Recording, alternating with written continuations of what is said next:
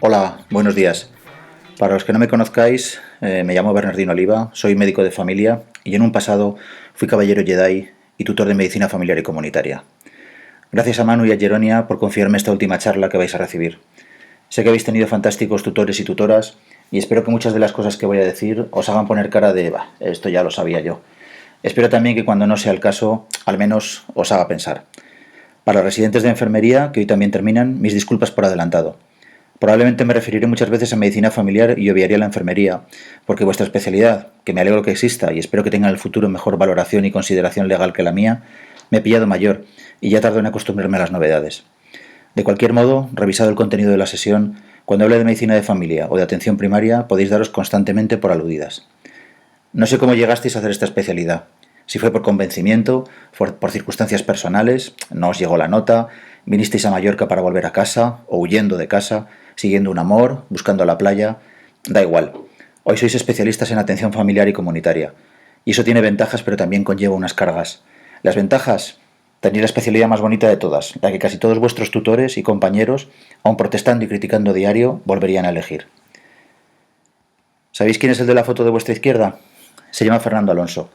Es un niño que quería ser piloto de carreras y seguramente soñaba con velocidad, adelantamientos, gloria y no con accidentes, mecánicos lentos o ruedas que se sueltan. Eso vino después y es parte del precio a pagar. El de la izquierda es Robert Young, actor americano que en los primeros años 70 interpretaba a Marcus Welby, un médico de familia, alrededor de cuya práctica y manera cercana y humana de tratar a sus pacientes giraba una serie de televisión. Yo, de pequeño, quería ser Marcus Welby.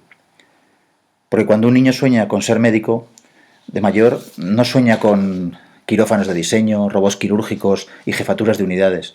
Sueña con cuidar y ayudar al que sufre. Cuando un niño sueña con ser médico, sueña con ser médico o médica o enfermera de familia. ¿Cargas? Pues claro, tenemos muchas. De algunas hablaremos ahora. Fundamentalmente estamos obligados a ser fieles a unos principios que definen nuestras especialidades. Para resumir sin tener que irnos muy atrás y extendernos demasiado, nos saltaremos la asamblea de la OMS en Alma-Ata en 1978, en la que se estableció la base de la moderna atención primaria. Los médicos descalzos chinos, herederos de unos locos médicos de familia americanos que viajaron a China en los años 20 del siglo pasado, o incluso al doctor Ceriani, protagonista de un mítico reportaje fotográfico en la revista Life de los años 40. Nos quedaremos con lo escrito en 1989 por uno de los padres de la medicina familiar y comunitaria, actual, Ian McWhinney. Nacido en Inglaterra en 1926 y primer catedrático de medicina de familia en 1968 de la Universidad de Western Ontario, Canadá. En su libro Tratado de Medicina de Familia expone las bases teórico-ideológicas de la medicina familiar, entre ellas los 9 principios. He dicho ideológicas y he dicho bien. Nuestra especialidad, a diferencia de casi todas las demás, tiene ideología. No en el sentido político-electoral, sino porque nuestra especialidad comporta una manera determinada de ver el mundo, sus problemas de salud y nuestros pacientes dentro de ellos. Vamos allá con nuestros principios. Principio número 1. El médico de familia está comprometido con la persona más que con un cuerpo particular de conocimientos, grupo de enfermedades o una técnica especial. Esto tiene varios sentidos. 1. El médico de familia está disponible para cualquier problema de salud en una persona de cualquier sexo y edad. Su práctica no está limitada siquiera a lo que estrictamente está definido como un problema de salud. El paciente es quien define el problema. Esto significa que un médico de familia nunca puede decir: este paciente no es mío. Cualquier problema de salud de uno de nuestros pacientes está en nuestro campo. Aunque ocasionalmente podamos derivar al paciente para tratamiento especializado, nosotros somos responsables de la evaluación inicial y de la coordinación de la atención. Traducido: los niños, enfermos o sanos son nuestro problema. Los ancianos, en casa, inmovilizados, institucionalizados, de riesgo o no, son de nuestra incumbencia. Las mujeres, embarazadas o no, son nuestro problema. La hipertensión es tan problema nuestro como el miedo a transmitir una enfermedad genética. Y la dejación que hemos hecho y hacemos de nuestras responsabilidades, con todas las excusas, ciertas la mayoría, de sobrecarga de trabajo, de pésima incentivación, de trabas, nos están pasando ya factura. En esta noticia de hace unas semanas se alertaba del progresivo descenso de médicos de familia en España, hasta el 20% del total. Sabes que cuando se habla de una atención primaria fuerte, se estima que el número de médicos de familia debe ser del 50% del total de médicos. Si vamos abandonando nuestros campos de trabajo, no podremos quejarnos cuando nos los quiten otros más ávidos. Segundo sentido del primer principio. El compromiso no tiene un punto final, no acaba, ni con la curación de una enfermedad, con un tratamiento, con una derivación o con la decisión de que una patología ya no va a solucionarse nunca. El compromiso se establece ya cuando la persona está sana. Nos definimos no como una medicina de patologías, sino de relaciones. Por eso nuestra especialidad es única entre las otras. Tercer sentido, la longitudinalidad. La atención primaria cobra sentido cuando profesional y paciente mantienen una relación a lo largo de los años. Los cambios continuos de profesional solo echan a perder dicha relación y minan la confianza del paciente en el sistema. Segundo principio. El médico de familia se esfuerza por comprender el contexto de la enfermedad. Muchos padecimientos no pueden ser comprendidos completamente a menos que se vean en el contexto personal, familiar y social. Una persona no enferma sola. Si nos quedamos con los aspectos tradicionalmente clínicos, vamos a ser incapaces de comprender muchas de las situaciones de sufrimiento de nuestros pacientes. Hay una familia alrededor que puede ser fuente de ayuda y apoyo para el paciente, tanto como desencadenante de su dolor. Hay una comunidad alrededor con unos valores determinados respecto al hecho de enfermar, con unas circunstancias laborales, de vivienda, de educación, de las que el paciente no puede escapar tan fácilmente.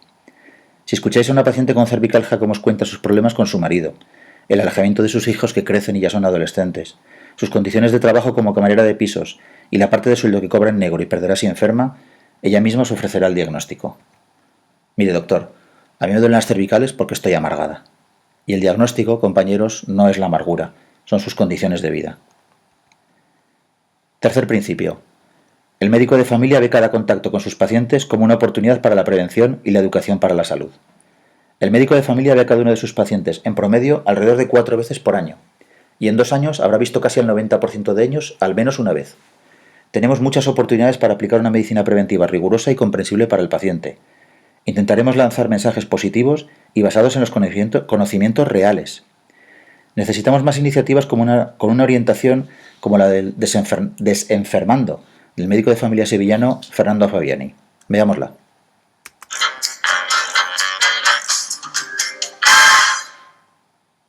Hace años salí de esta clase creyendo que lo sabía todo, pero comprendí que no, cuando me asustaron con que tenía el colesterol alto. Me quedé preocupado. Me dijeron que el colesterol a más de 200 es peligroso y hay que bajarlo. Le enseñaron imágenes que mostraban que por ese colesterol el infarto estaba, a la vuelta de la esquina. Me informé y entendí que lo que querían era que me asustara y consumiera sus productos. Disminuir tu colesterol no supone, en la mayoría de los casos, un menor riesgo de enfermedades del corazón. Ahora quiero compartir mi experiencia con vosotros y ayudaros a que no hagáis del colesterol un problema. Juntos lo haremos posible. Apúntate a nuestro reto. Come sano, haz ejercicio y no te obsesiones con el colesterol.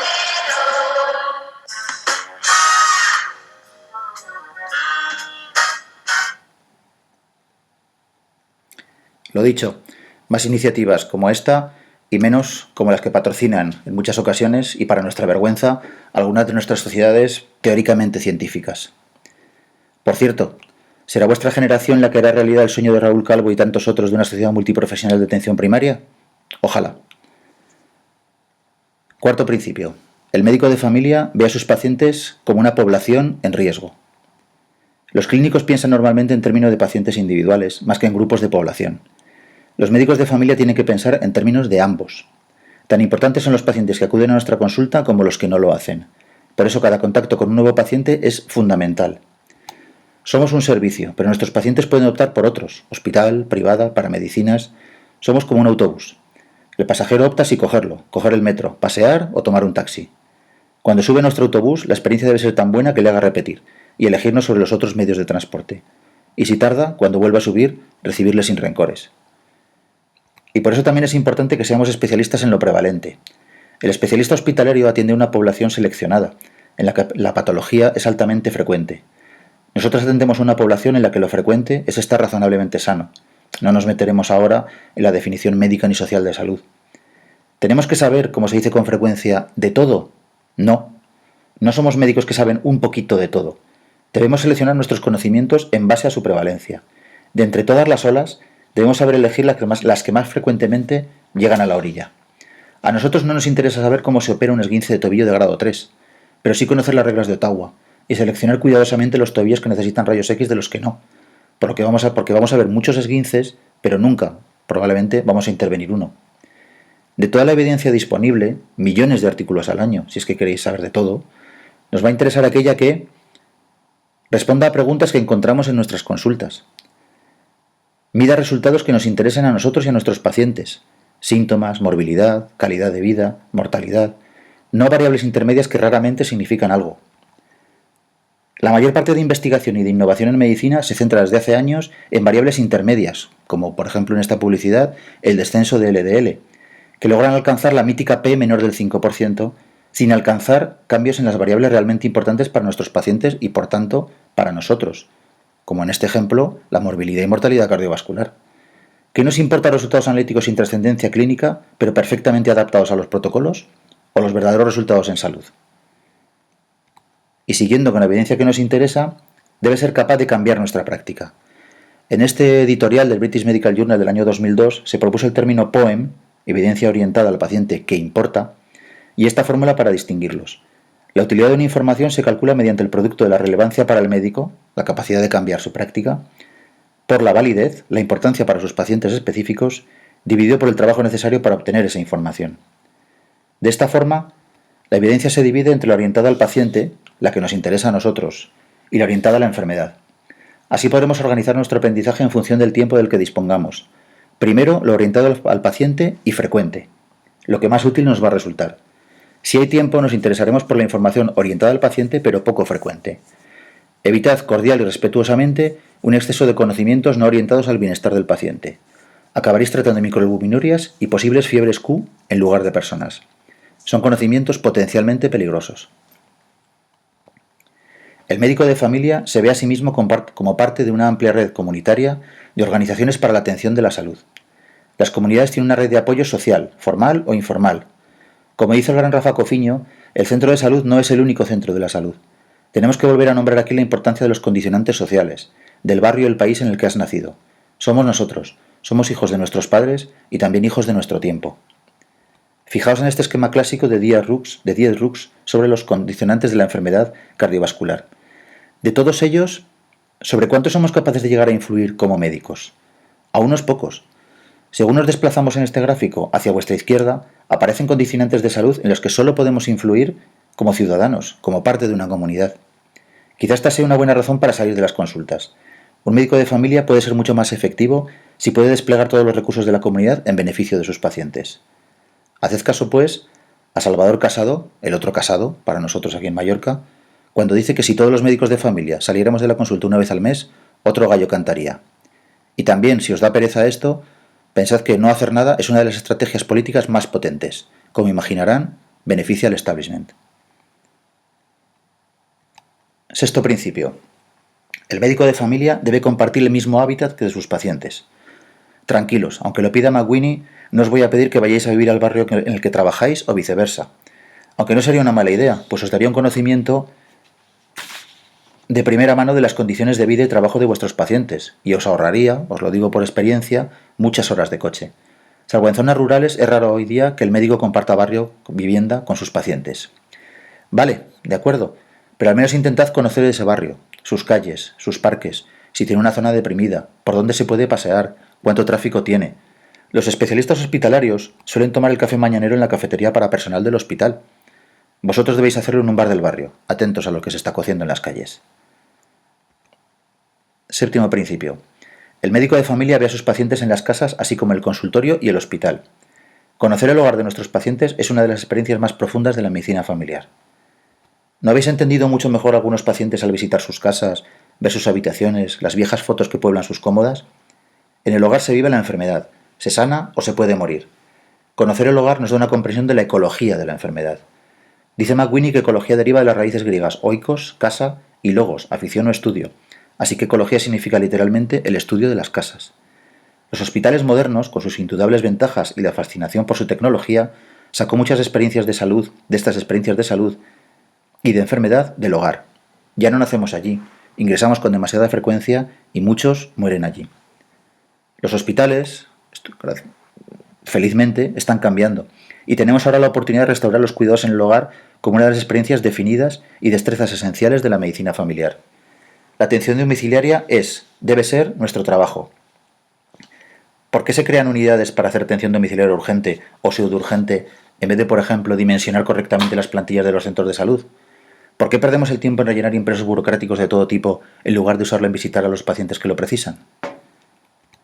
Al mismo hilo, ¿a qué vienen modernas estrategias de dudosa eficiencia para atender a los pacientes crónicos y desvalidos?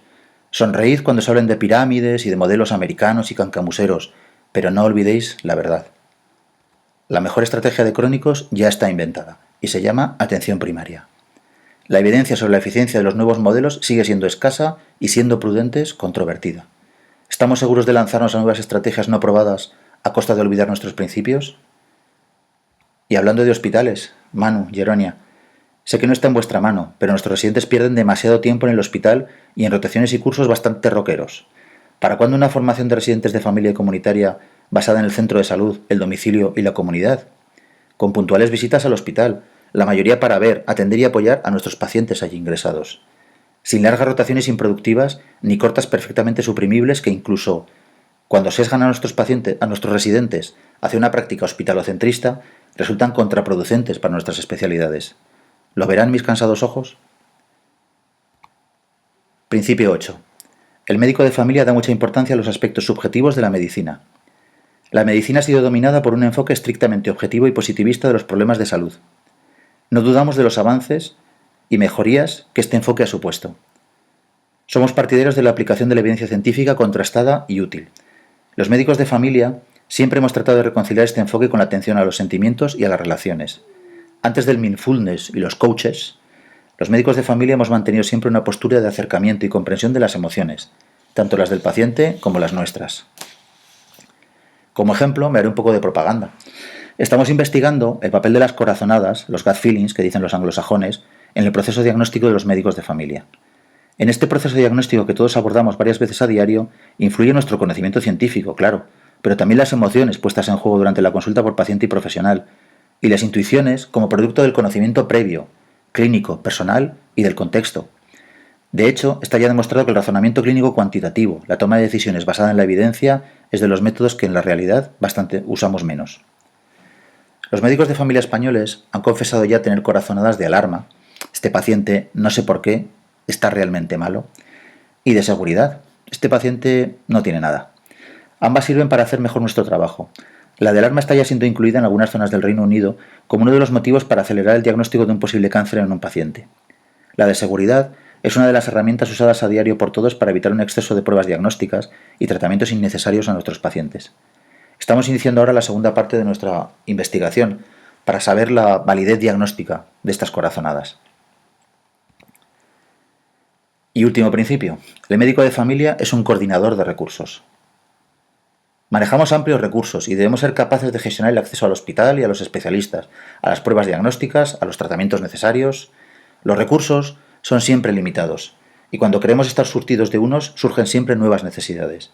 La atención primaria debe manejar estos recursos para beneficio de sus pacientes individuales y de la comunidad. El quarterback, o mariscal de campo, es el encargado de gestionar el ataque de un equipo de fútbol americano.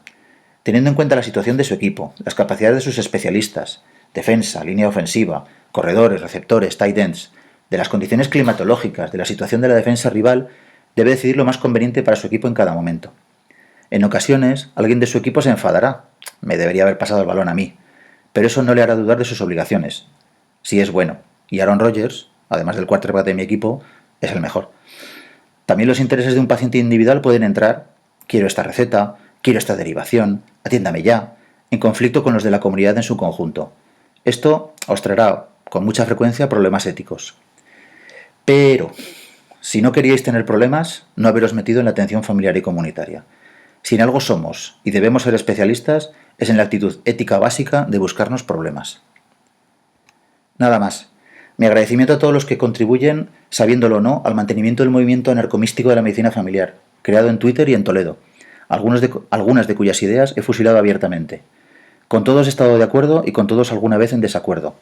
Eso también está en nuestro genoma de médicos de familia, la capacidad crítica, el inconformismo. Conformaos con lo que tenéis y habréis dejado de ser médicos de familia útiles a vuestros pacientes y a la comunidad. Habréis dejado de ser la enfermera que soñasteis ser. Espero haberos sido leve. Os lo repito, tenéis la mejor especialidad tanto de medicina como de enfermería. Suerte en vuestras carreras y, como decía el sargento Esterhaus, vuestros padres lo conocen seguro, tened cuidado ahí fuera. fighting.